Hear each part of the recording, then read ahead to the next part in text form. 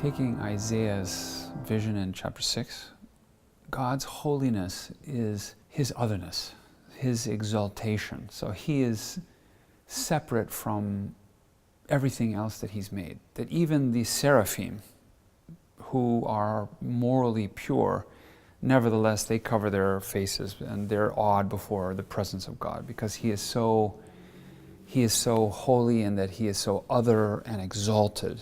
It is connected with his exaltation and his glory.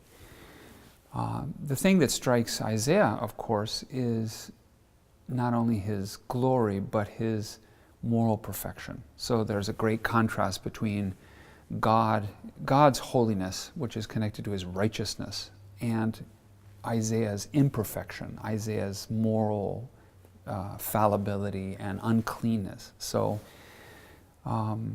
God as holy it's unthinkable that God could do anything that's wrong.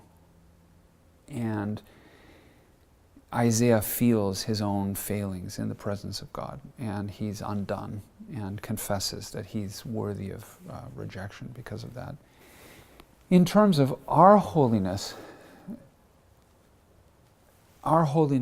comes positionally from our connection with Christ, that objectively we're set aside as holy because of our connection to Christ. That the apostle can write to the Corinthian Christians and say, he writes to the holy ones, to the saints. That word saint and holy one and sanctification, those are all the same basic word group in the New Testament and in the Old Testament. And so how can these depraved Corinthians be called holy? They're holy because they're connected to Christ and they've been set apart in Christ.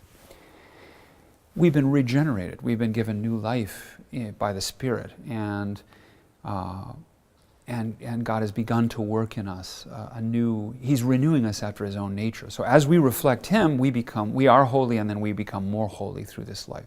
So this life is a process of growing in holiness. It's never perfect.